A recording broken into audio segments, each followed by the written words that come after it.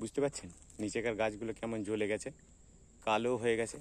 অপর দিকটা দেখুন, রাস্তার অপর দিকটা কত সুন্দর পাতা এবং সবুজ দেখানো যাচ্ছে, কিন্তু এই দিকটা দেখুন আবার তার বিপরীতই, কেমন যেন নিচেটা পুড়ে ছাই হয়ে গেছে। দেখতে পাচ্ছেন তার চেহারা।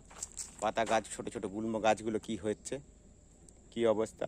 ছোট ছোট প্রাণী দেখুন, তরতাজা গাছ পুড়ে ছাই, এবং ছোট বড় সব দেখুন পাতাগুলো ঝলসে গেছে।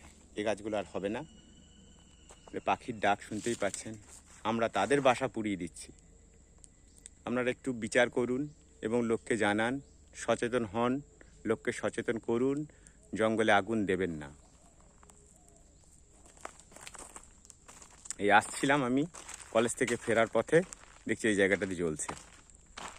এই দেখুন তার নমুনা, এই দিকটা পাতা, এই দিকটা কালো।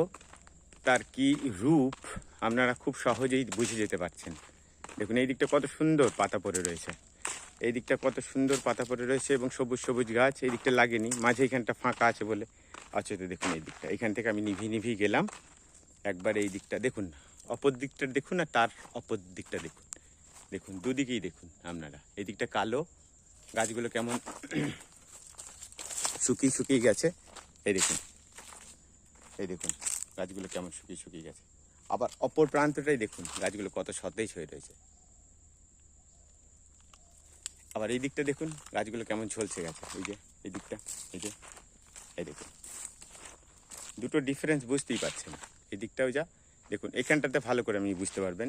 এই দেখুন এই গাছটা, আর তার দূরে বা অপোজিট দিকে যদি আপনি অন্য গাছ দেখেন, দেখুন এই দেখুন এই গাছটা দেখুন, এই গাছটা দেখুন, আর অপোজিটের সামনের ওই দিকের গাছটা দেখুন, তাহলেই বুঝতে পারবেন যে এর কী রূপ, ভয়াবহ তার।